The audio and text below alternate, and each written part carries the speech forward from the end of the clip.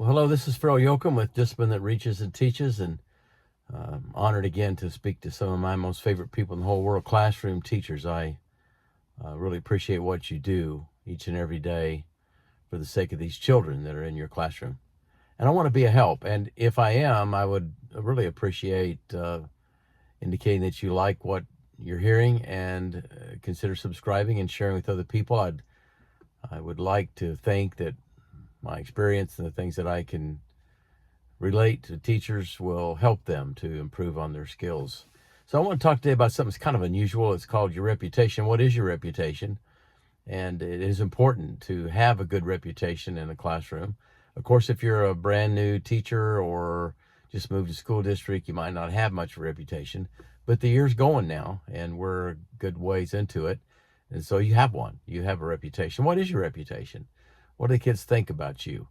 If we could just interview them honestly outside of the classroom one day and ask them, what would they say about you as their teacher? Do they respect you? Do they feel like you know what you're doing? And do they see you as a leader, as someone that is guiding them and helping them to become all that they can become?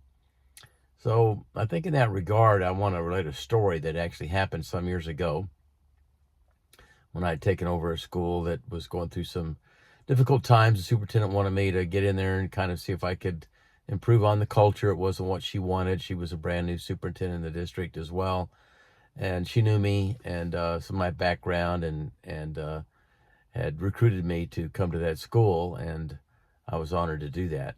So, but one of the teachers that when I went there, I performed some training as usual. Talked a lot about how to engage students. And so then I set up meetings with each of the individual teachers. And one of the teachers that I was talking to, we'll say her name was Miss Smith, was the ninth grade algebra teacher. This was a traditional junior high school. And so we had a good conversation. But she told me kind of right off the bat that last year, the previous year before my coming, she was a rookie teacher, brand new, never taught before teacher. And she was excited to be teaching. Her children were a little bit older, so she felt like she could go into teaching. Her husband was owned a business and was doing quite well, didn't need the money, but she really wanted to teach. So she got into teaching, but she had a tough year. And actually, because of the way students acted and just their behavior, the disruptions, the rudeness, their disrespect in the classroom, no help when they were sent to the office. We didn't have help, but when she did send them to the office, there was really no help that was given to her, no support, which is sad. I hate to hear that when that happens to a teacher. It's just wrong. Administrators should always support their teachers, always, always. But I do know that she continued to relate to me that in over spring break that previous year, her husband and her had decided that she wasn't going to return to school anymore. It just wasn't worth it. And so she was going to leave. But she related to me that during those times, before she came to that conclusion, students upset her so much that sometimes she even brought her to tears in her classroom. It seemed kind of hard to believe, but it does happen. And so she was very exasperated and was just going to leave the teaching profession.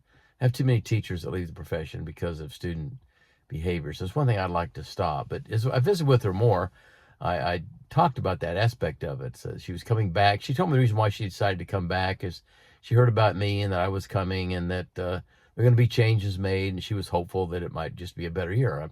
My reputation is I have a reputation too, and my reputation is being someone that could help schools to put together a good school-wide discipline plan.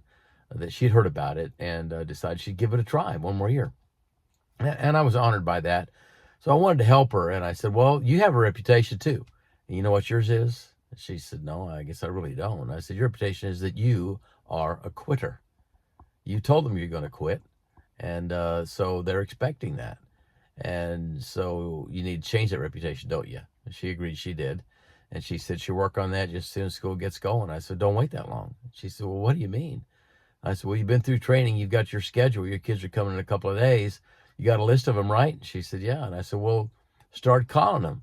What do you mean, Mr. Yoakum? I said, well, start with the first period that you're teaching and call a student on it, and then work through one student each period, and then call several, and have a little conversation with them. Basically, it's basically just tell them, this is Miss Smith. I am excited about coming back this next coming school year. I see that you're in my third period class, whatever period it is, class in room 101, and I'm looking forward to having you in my classroom. I wanted to tell you that. I'm looking forward to this. I can't wait for the school year to start. I have prepared some fantastic lessons, and I want to teach you everything I know about algebra, which is a lot, and I think we're going to have a great year, and I just can't wait to see you next Tuesday, room 101. Bye. And then call another one, and so on. And she did that, but before she did that, she had left my office and was kind of floating a little bit higher than she was when she went in, and she had great intentions. So she went into the teacher's workroom, and one of her good friends who was an 8th grade teacher there, she was telling her about our conversation. She said, "Oh, well, let me see your list." So she showed her the list. She said, "Oh my goodness, I see you got Tony in 3rd period." Okay, so well, I had Tony last year, and he's a mess. I tell you, he's one of these third-party people. He gets things stirred up in the classroom.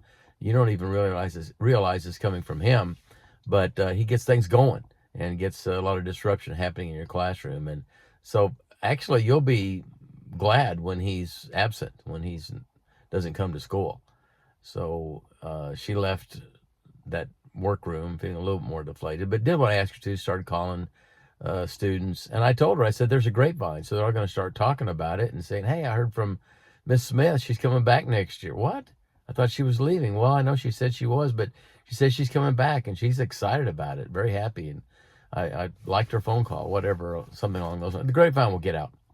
Well, she knew we'd had some discussions, some training about what we call threshold, about meeting and greeting students, shaking their hand before they come into your room and giving them eye contact. And so she was doing that, and 3rd period came along, and Tony showed up, and she offered to shake his hand. He wouldn't do it, and you can't make students do that.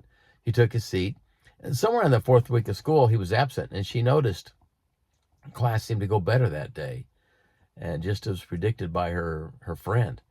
But she did something I didn't ask her to do, but it was genius.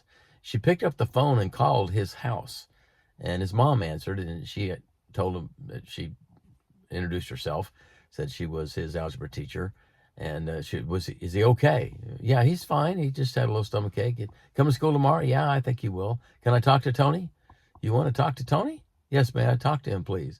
So Tony got on the line, and she told him that she missed him that day, and I'm sure he was thinking, yeah, sure, but that's what she told him. And then she asked him, should you take your algebra book home? So I hear you're coming back tomorrow, right? Yes, I'm coming back. Take your algebra book home? Yes, I did. She said, well, we did all the problems on page 38. That's the end of that chapter. And there's 10 problems on there.